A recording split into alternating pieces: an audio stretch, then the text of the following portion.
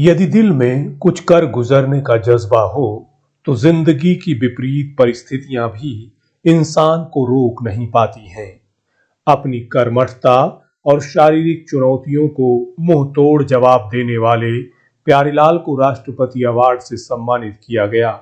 प्यारेलाल हिसार में गांव गंगवा के गवर्नमेंट सीनियर सेकेंडरी स्कूल में प्राध्यापक के पद पर कार्यरत है।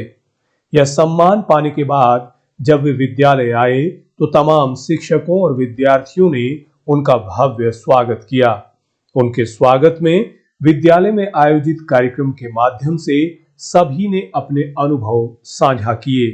पेश है राष्ट्रपति अवार्ड से सम्मानित प्यारेलाल के सम्मान समारोह की झलक। झूम झूम हर कली बार बार कह चली, आप जो पधार दो महक उठी गली गली, आप जो पधार दो महक उठी गली गली।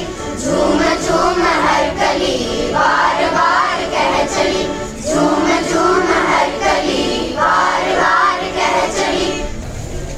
आज हम सब बहुत ही गर्वित और गौरवान्वित महसूस कर रहे हैं और ऐसा करने का मौका देने के लिए हम श्री प्यारेलाल जी के बहुत बहुत आभारी हैं। श्री प्यारेलाल जी न केवल बहुत ही समर्पित अध्यापक, समाज सुधारक, और मैं निशब्द हूं कि क्या कहूं इनके बारे में। मैं बहुत ही फक्र महसूस करता हूं कि मैंने प्यारेलाल को कुरुक्षेत्र यूनिवर्सिटी में इनको पढ़ते हुए देखा है, इनके साथ काम किया है, इनसे बात की है, इनको हमने छुआ है। मतलब जब कभी हम अखबार में, न्यूज़पेपर में पढ़ते थे कि उनको राष्ट्रपति अवार्ड मिला है, उनको पद्मश्री मिला है, तो हम ये महसूस करते थे कि किस तरह की व्यक्तित्व होते होंगे जो राष्ट्रपति के हाथों अवार्ड लेना ये कोई छोटी बात नहीं है। हर व्यक्ति का सपना रहता है कि मैं वहां तक पहुंचूं, लेकिन बहुत ही कम लोग पहुंच पाते हैं।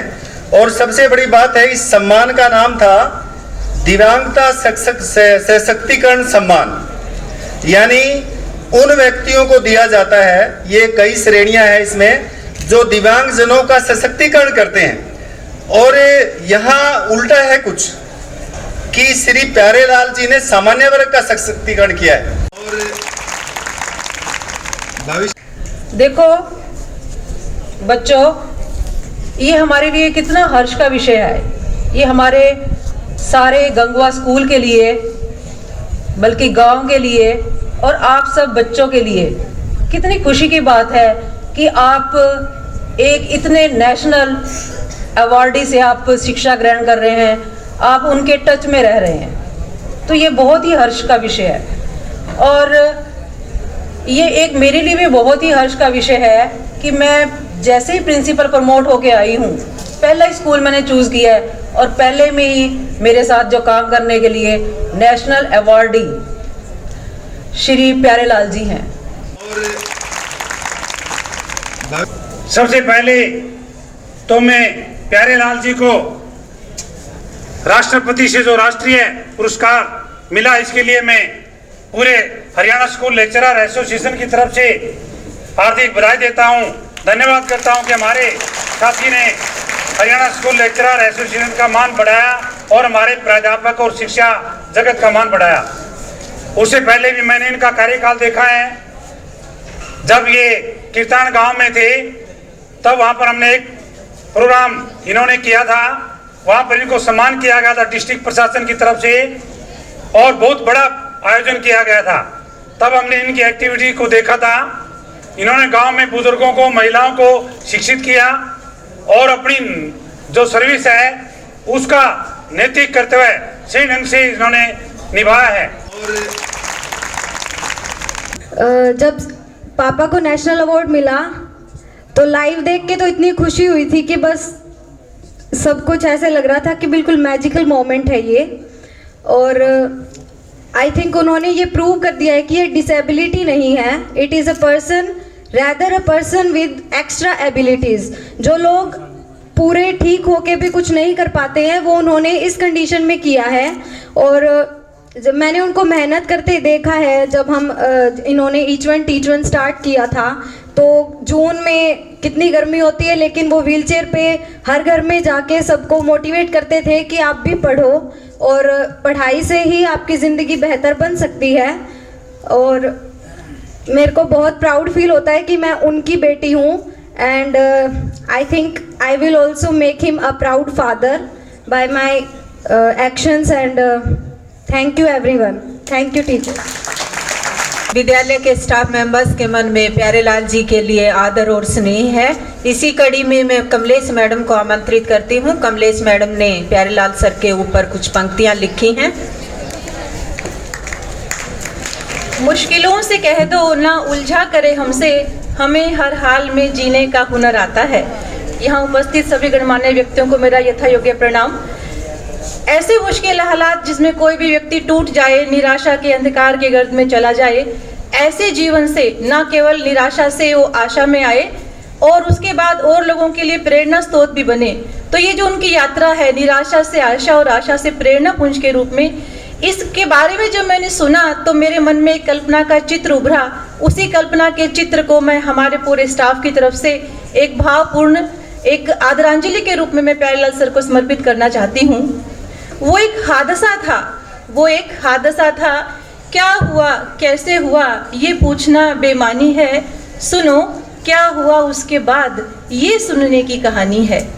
युवाओं का वो टोला था, उमंग थी, उत्साह था, क्या होगा कल, इससे मन बिल्कुल बेपरवाह था। पर अचानक हुआ कुछ ऐसा जिसने सब बदल डाला। समय की एक करवट ने सारा जहां हिला डाला। वक्त का एक वो लम्हा कयामत बन के टूटा था। काल के एक पंजे ने पल भर में सबको लूटा था। काल के एक पंजे ने पल भर में सबको लूटा था। कोई चिराग बुझा तो कोई लो टिमटिमाती रही। कोई जिंदगी हुई रुखसत तो कोई तिल मिलाती रही।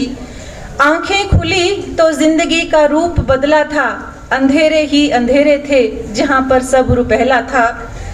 बहा जो खून उसमें जिंदगी का हर रंग बह गया। वो तूफान न अपने साथ जाने क्या क्या ले गया। नन्ही सी एक कली थी, मैं मैडम सर की बेटी की तरफ इशारा कर रही हूँ। नन्ही सी एक कली थी, अबोध थी, अनजान थी। पिता पे क्या क्या गुजरी है, पूरी तरह अनजान थी। पर उसकी माँ के नैनों से तो गंगाधार बहती थी। पड़ी मझधार में नैया फिक्र दिन रात रहती थी। और वो जिस पे ये सब गुजरी, वो तो अपनों में भी अकेला था। तकदीर ने जिससे अजब ये खेल खेला था। अपने में भी वो अकेला था। अपने अंतर मन की वेदना को कहे तो कहे कैसे। रिश्ते घाव की पीड़ा को सहे तो सहे कैसे। तेज रफ्तार जीवन की उठे कैसे, चले कैसे। दर्द ने अवसाद ने मायूसी ने जकड़ा था। दर्द ने अवसाद ने मायूसी ने जकड़ा था। मगर फिर उसने जिंदगी के बैल को सींगों से पकड़ा था। अपनी कमतरी को अपनी ताकत में बदल डाला। अमावस जैसे जीवन को दिया पूनम सा उजियाला। पाया नया जन्म तो नया ध्येय भी पाया। जीना किसको कहते हैं उसने हमको दिखलाया। रुके रुके से जीवन में नई रफ्तार फिर आई। चला समय का फिर पहिया, समय ने ली फिर अंगड़ाई। गूंजे कोयल की मीठी कूक, बेटी के बारे में ही इशारा कर रही हूँ। गूंजे कोयल की मीठी कूक, बहे गंगा की स्नेह धारा। फले फूले ये फुलवारी, महके घर बार ये प्यारा। खुद के लिए तो जिंदगी सब लोग जीते हैं, पर हित में पाए खुशी वो बिरले लोग होते हैं। मिले जो दुख पीड़ा तो सहज ही सब लोग रोते हैं। मिले जो दुख पीड़ा तो सहज ही सब लोग रोते हैं। पीड़ा में जो मुस्काए वो प्यारेलाल होते हैं।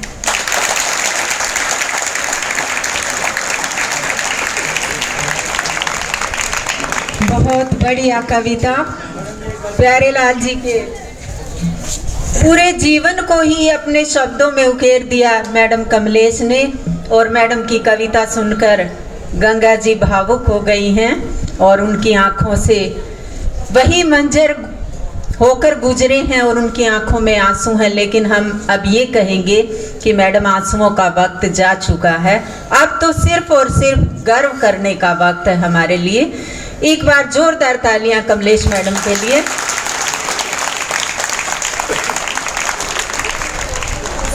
राष्ट्रपति से सम्मानित होकर इन्होंने अपना नाम देश की महान विभूतियों में, गिनी चुनी हस्तियों में दर्ज करवाया। इन्होंने अपने राज्य का, हिसार का और अपने स्कूल का नाम जो है ऊंचा किया, देश में ऊंचा किया। मैं बहुत ही गौरवान्वित होते हुए बड़े हर्ष के साथ, खुशी का कोई ठिकाना नहीं, प्यारे लाल जी का वह आप सभी को बहुत बहुत मुबारकबाद देता हूँ। ईच वन टीच वन संस्था के माध्यम से कीर्तान गांव की हजारों महिलाओं को शिक्षित करके एक अनूठा उदाहरण जो है इन्होंने पेश किया। इसके साथ साथ अनेक सामाजिक गतिविधियों में इन्होंने अपना अहम योगदान दिया, जिसके परिणाम स्वरूप आज भारत के प्रथम नागरिक राष्ट्रपति श्री रामनाथ कोविंद के द्वारा इन्हें एक वरिष्ठ प्राध्यापक के रूप में सम्मान समारोह दिया गया है। अपने आप में बड़ा गौरव की बात है। प्यारे प्यारे बच्चों और पूरे स्टाफ का मुझे विश्वास नहीं था कि इतना बड़ा आयोजन भी आप करेंगे, और मुझे तो ऐसा महसूस हो रहा है कि आज मुझे दूसरी बार राष्ट्रपति अवार्ड मिल रहा है। मैं इसके लिए प्राचार्य मैडम का धन्यवाद करना चाहता हूं कि इन्होंने अथक प्रयास करके इतना भव्य समारोह का आयोजन किया। मैं बच्चों से एक ही निवेदन करना चाहता हूं कि कभी भी अपने मन के अंदर नेगेटिव विचार ना लाएं।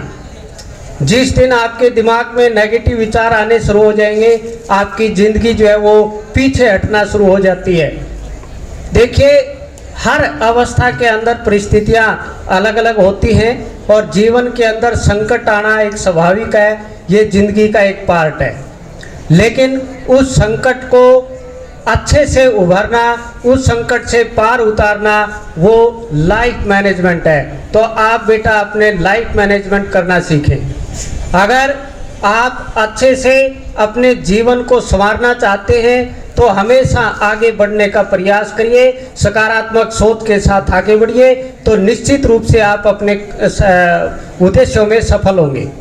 देखिए, आज व्यक्ति शारीरिक रूप से दिव्यांग हो सकता है, लेकिन अगर व्यक्ति मानसिक रूप से स्वस्थ है तो निश्चित रूप से मानिए कि वो अपने उद्देश्यों के अंदर सफल होगा।